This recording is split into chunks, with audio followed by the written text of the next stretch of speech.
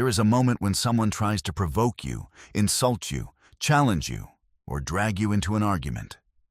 And they are not actually trying to prove that they are right. They are trying to control you. The moment you become angry, start explaining yourself, raise your voice, or desperately defend your position, you have already stepped onto the battlefield they designed. And here is the part most people never understand. Your enemy does not always need to defeat your argument. Sometimes they only need to control your emotions. Machiavelli understood something about power that remains relevant centuries later. The person who controls the situation controls the outcome. So today, I want you to think about the people who know exactly which buttons to press. The person who says something disrespectful just to watch you react. The person who deliberately misunderstands you so you will explain yourself again. The person who challenges your intelligence because they know your pride will force you to respond. And the person who turns every conversation into a competition. What if you stopped giving them what they want? What if you became so difficult to provoke that their strategy stopped working? Before we continue, write this affirmation in the comments. I control my reactions. Not because you are weak, because your emotions belong to you. And once you understand that, you will begin to see arguments very differently. Not every argument is about truth. Some arguments are about dominance. Someone may ask a question they do not actually want answered. They may challenge something obvious simply to force you into defending yourself. They may criticize you publicly because they want you to become emotional in front of everyone. If you mistake psychological provocation for intellectual disagreement, you will play their game without realizing it. This is where Machiavellian thinking becomes useful. Machiavelli repeatedly examined the difference between appearance and reality. People rarely reveal their entire intention. They reveal enough to produce a reaction. That means you must learn to look beyond the words. Ask yourself, why is this person saying this? Not just, is what they said true? That single question can change everything. Because once you understand the motive behind the provocation, you stop reacting to the surface. Imagine someone says, "You clearly don't know what you're talking about." Your first instinct might be to prove your intelligence, but pause. Why do you need to prove it? If you genuinely know what you're doing, their opinion does not magically change reality.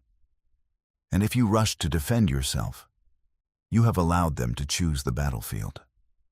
The strongest response is sometimes not a better argument. Sometimes it is refusing to participate. Silence can frustrate someone who expected resistance. Calmness can confuse someone who expected anger. And emotional discipline can completely destroy the advantage of a person whose strategy depends on provoking you. One of the easiest ways to lose power is to over-explain yourself. You make one statement. They challenge it. You explain. They question the explanation. You explain again. Soon, you are giving a 10-minute defense to someone who never intended to understand you.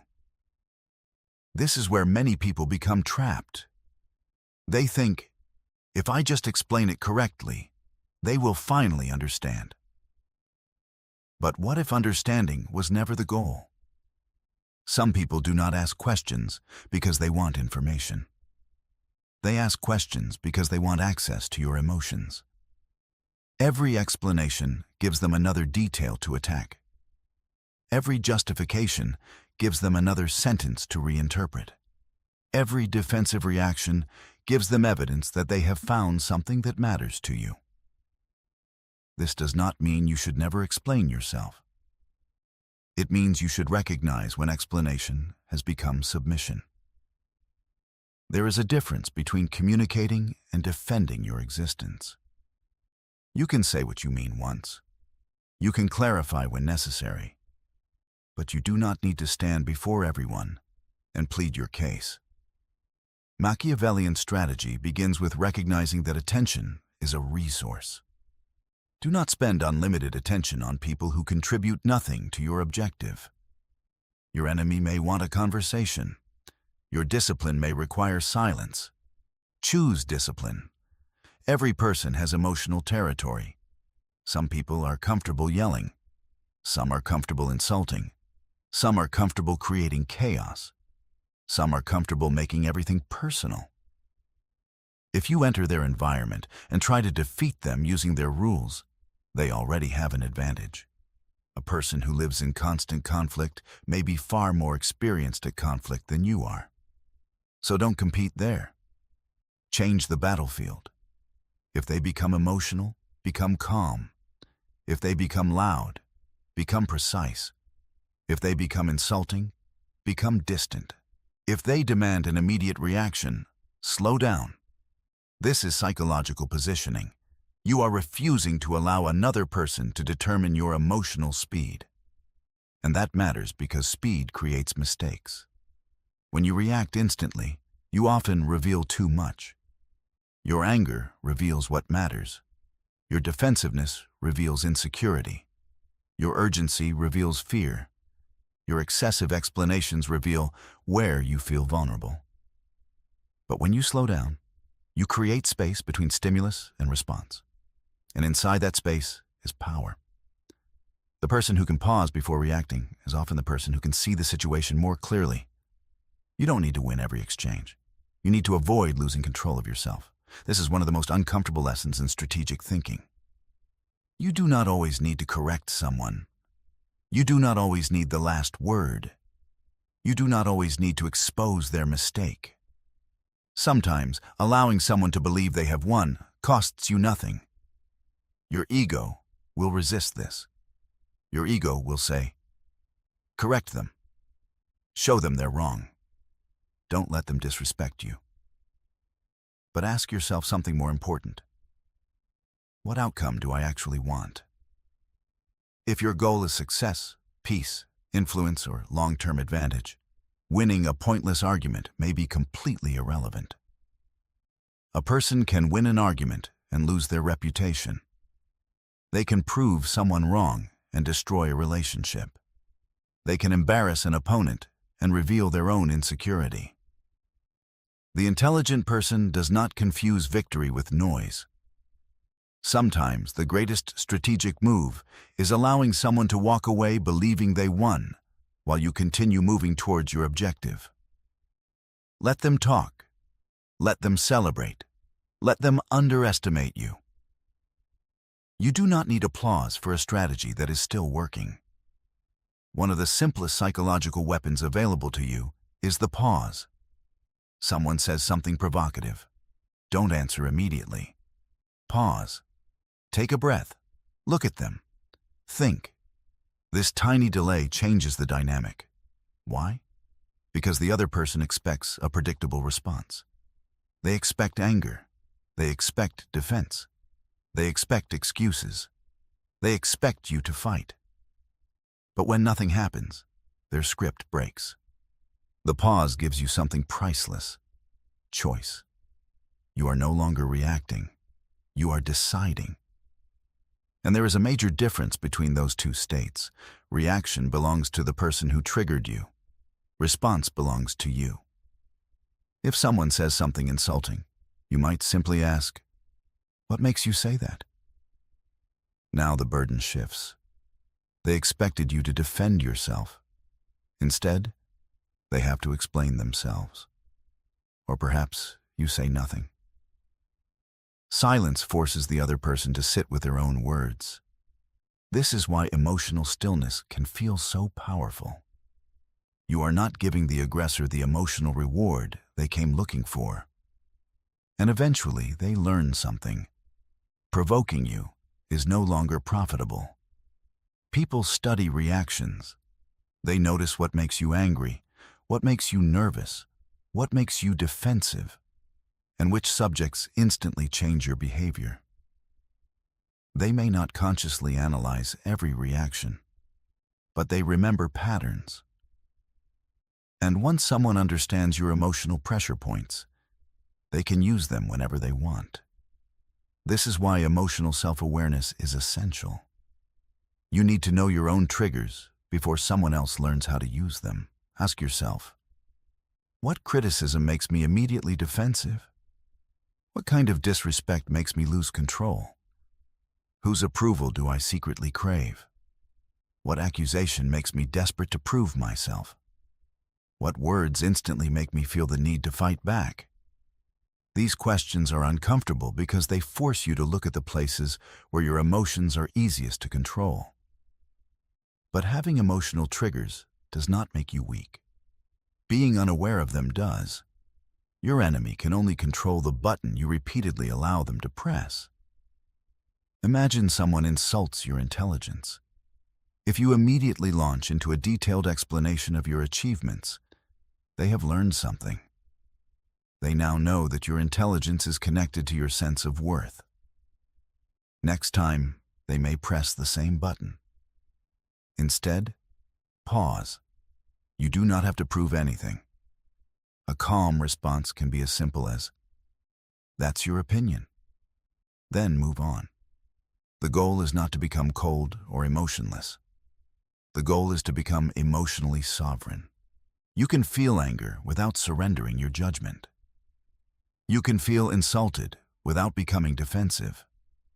You can feel challenged without accepting the challenge. This distinction separates reaction from control. When you stop displaying every emotional response, people lose their map of your vulnerabilities. They no longer know exactly which words will move you, which criticisms will frighten you, or which provocations will make you lose your composure. And this creates uncertainty. A predictable person is easy to influence because others already know what will happen next. But a composed person forces others to think before acting. That does not mean becoming mysterious for the sake of appearing powerful. It means refusing to hand people unnecessary information about your inner world. Keep some things private. Not every feeling needs to be announced. Not every wound needs to be explained. Not every insult needs a response. Your emotions are real, but they do not have to become public instructions for other people. So study yourself. Notice what triggers you. Practice the pause. And when someone deliberately tries to push your buttons, remember, they are not testing your strength. They are testing whether they can control you. Do not give them the answer they are looking for. Feel everything. Reveal selectively. Respond deliberately. That is how you become difficult to manipulate. The person who talks too much often reveals more than the person who stays silent. This is why you should not rush to interrupt someone who is exposing their intentions. Let them speak. Let them explain. Let them criticize. Let them reveal what they believe, what they want, and what they are trying to make you feel. When people become emotional, they often reveal priorities they would normally hide. When they become desperate, they reveal what they need. When they become defensive, they may reveal what threatens their image. And when someone repeatedly tries to provoke you, they may reveal something even more important. Your reaction has value to them. So instead of immediately fighting back, observe. Do not listen only to their words. Listen to patterns. What subjects make them unusually aggressive? What do they constantly criticize? What do they exaggerate? What do they repeatedly accuse others of doing? What changes when they realize you are no longer reacting? These details matter. Machiavellian thinking begins with observation because information creates options. If you react too quickly, you reveal your position before understanding theirs. But if you remain composed, you allow the other person to continue exposing themselves. Silence can become a mirror. Someone may keep talking because they are uncomfortable with silence. They may explain too much, contradict themselves, become increasingly emotional, or reveal motives they intended to hide. You do not need to force the information out of them. Sometimes you simply need to stop interrupting. Let them finish. Then think. What are they actually trying to accomplish? Are they seeking truth, or are they seeking control? Are they trying to solve a problem, or are they trying to make you emotional? Are they genuinely disagreeing, or are they searching for a weakness they can exploit? The answer changes how you respond. You can ask calm questions instead of making accusations. You can say, "What makes you think that?" Or, "What exactly are you trying to accomplish?" A precise question can reveal more than an angry speech ever could. But remember, observation is not paranoia. Do not assume everyone is your enemy. Do not manufacture hidden motives where there are none. Strategic thinking means examining behavior carefully instead of reacting emotionally. Your goal is not to manipulate people. Your goal is to understand the situation before you make your move. The person who reveals everything while you reveal almost nothing gives you an advantage. Not because you deceived them, but because you remained disciplined. So the next time someone tries to provoke you, resist the urge to prove yourself immediately. Listen, watch, pause. Let them reveal themselves. Because sometimes the most valuable information is not what your enemy says about you. It is what they reveal about themselves while trying to make you react. There are people you should confront, situations where you must defend yourself, and moments when silence would be cowardice rather than wisdom. But there are also people who deserve neither your argument nor your attention. They deserve distance, not because you are afraid of them, but because you finally understand the value of your attention. Some people survive on conflict. They create tension because tension gives them something to control. They provoke you, wait for your reaction, and then use that reaction as evidence that you are the problem. If you continue engaging, the cycle never ends. So break the cycle. Stop answering every message that is designed to irritate you. Stop responding to every insult. Stop correcting every false assumption. Stop chasing people who deliberately misunderstand you. Stop trying to convince someone who has already decided what they want to believe. You are not obligated to attend every argument you are invited to. Distance is not always weakness. Sometimes distance is discipline. When you remove yourself from unnecessary conflict, you deny your opponent the one thing they may have wanted most: access to your emotional energy. Think about how much power you give away when someone can ruin your entire day with a sentence. One comment changes your mood. One message destroys your concentration. One person's opinion occupies your mind for hours. That is too expensive. Your attention is a resource. Your peace is a resource. Your time is a resource. Spend them carefully. And remember, distance does not always mean disappearing dramatically. Sometimes it simply means becoming less available. You answer later. You speak less. You stop volunteering information. You stop explaining your decisions. You stop entering conversations that have no productive destination. Eventually, people learn that provoking you produces nothing. No explosion, no desperate defense, no emotional performance. Nothing. That is when the dynamic changes. You do not need to announce that you are walking away. You do not need to tell everyone that you are choosing peace. Just do it. Let your absence from the argument become the message. There is immense power in realizing that you can leave a situation without winning the final sentence. You can walk away while they are still talking. You can remain silent while they are demanding an explanation. You can protect your future instead of defending your ego in the present. The strongest person is not the one who can dominate every confrontation. It is the person who has enough self-control to recognize when confrontation is beneath the value of what they are trying to build. Choose your battles. Protect your attention. And when someone repeatedly tries to drag you into chaos, remember, you do not defeat every enemy by fighting them. Sometimes you defeat them by becoming unavailable to the game they are trying to make you play. Your enemy does not become powerful because they are louder than you. They become powerful when they can control your behavior. The moment someone can insult you and make you explode, criticize you and make you desperately defend yourself, or provoke you into saying something you later regret, they have gained influence over you. But the moment you reclaim control over your reactions, the entire dynamic changes. You do not need to hate your enemies. You do not need to destroy them. You do not even need to prove them wrong. Your greatest advantage is learning when their words deserve your attention and when they deserve nothing at all. Let them speak. Observe their behavior. Listen to their choice of words. Notice what they are trying to make you feel. Then pause. That pause is where your power begins. A person who reacts immediately gives their opponent information. Anger reveals what matters. Defensiveness reveals insecurity. Desperation reveals dependence. But composure reveals very little. This is why emotional control is not weakness. It is strategic discipline.